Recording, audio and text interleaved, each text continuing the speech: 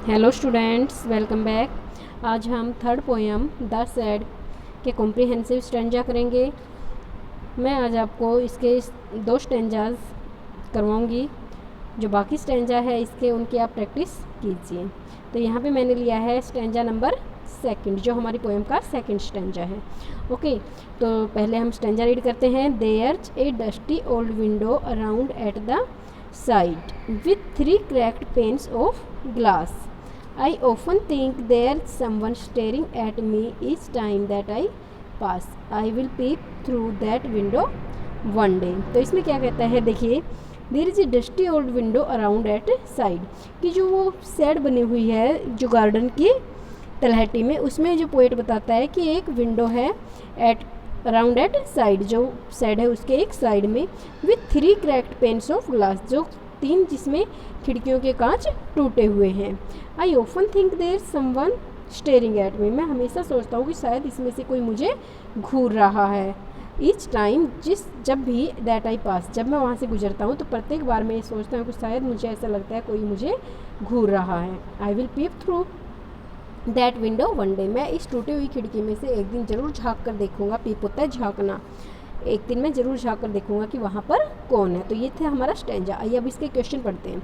First जो question है, सबसे पहले तो हमें पता होना चाहिए इसके पोएम और पोएट का नाम। ओके, तो पोएट जो पोएम है हमारी वो क्या है, द सैड। जब भी आप पोएम का नाम लिखोगे तो फर्स्ट लेटर कैपिटल लिखोगे। ओके, और जो इसके पोएट हैं, पोएट कौन है, फ्रैंक फ्लाइन। ओके, तो आपको जो भी पोएम है उनके पोएम और पोएट के नाम लर्न होने चाहिए। अब बात करते हैं first question, what kind of a window has the sad, किस प्रकार की विंडो सैड में थी।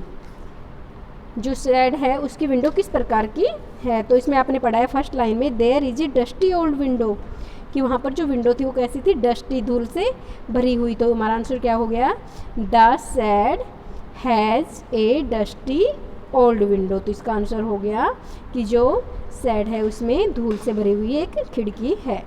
What is the state of the window panes, कि जो विंडो के कांच है, शीशे हैं, उनकी क्या कंडीशन है, किस कंडीशन में है वो तो आपको पता है कि वो कैसे हैं, टूटे हुए हैं। तो इसमें लिखा हुआ है क्रैक्ड, क्रैक्ड का मतलब ब्रोकन, टूटे हुए।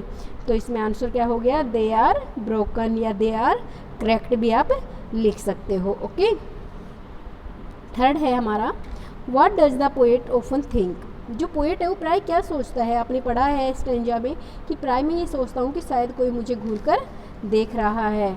तो इसमें क्या आंसर हो गया, ही थिंक्स, वह सोचता है। देखिए यहाँ पे हमारा हेल्पिंग वर्ब डज का यूज हुआ है। जब भी डज का यूज होगा तो हमारी जो मेन वर्ब है जैसे थिंक, तो इसके साथ एस या ई एस लग जाएगा। तो डज का जिस सेंटेंस में यूज होता है मेन वर्ब के साथ एस या ई एस का यूज आंसर में किया जाएगा।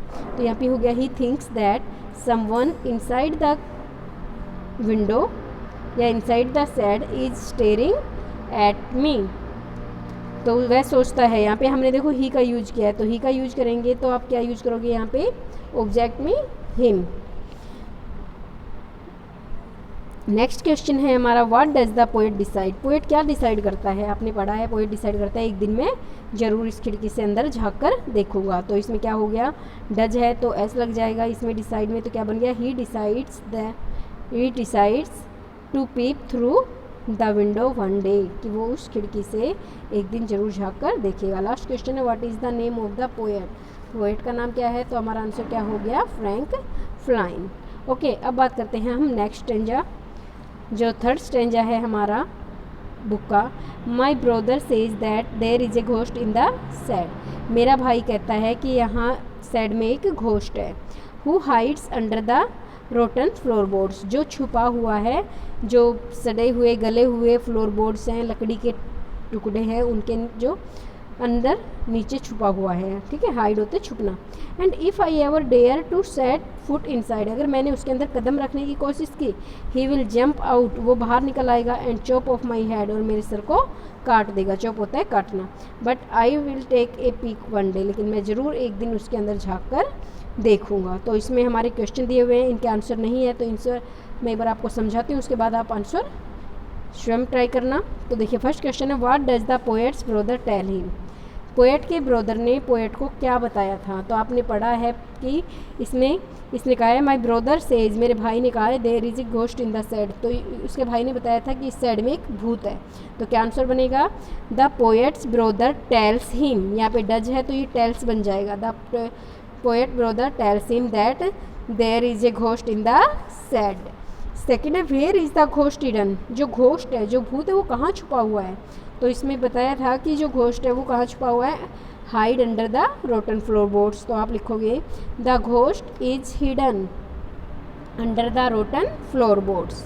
नेक्स्ट क्वेश्चन है when will the ghost jump out, कि जो घोस्ट है वो कब बाहर निकल आएगा, कब बाहर कूदेगा? तो उसमें बताया था कि जब मैं अंदर कदम रखूँगा। तो इसमें क्या आंसर हो जाएगा? When he foot inside to set foot inside, कि जब वो अंदर जाएगा द घोस्ट जम्प्ड आउट, वो बाहर निकल आएगा। What will the ghost do to the poet, जो पोएट घोस्ट है वो पोएट के साथ क्या करेगा? तो इसने कहा था अगर वो घोस्ट बाहर निकल गया तो तुम्हारे सर को काट देगा। तो the ghost will chop off his head, वो उसके सर को काट देगा। नेक्स्ट क्वेश्चन है what is the poet determined to do, poet क्या चीज़ को करने का निश्चय किया है? उसने डिटरमाइंड होता है निश्चय करना। तो उसने क्या निश्चय किया है कि मैं एक दिन अंदर जाकर ज़रूर देखूंगा। उसने डिसाइड्स किया है to peek, the poet is determined to peek one day, कि वो एक दिन ज़रूर उसके अंदर जाकर देखेगा। तो इसके आंसर्स आप नोटबुक में राइट कीजिए और इनको समझने की कोशिश कीजिए। Thanks, have a nice day.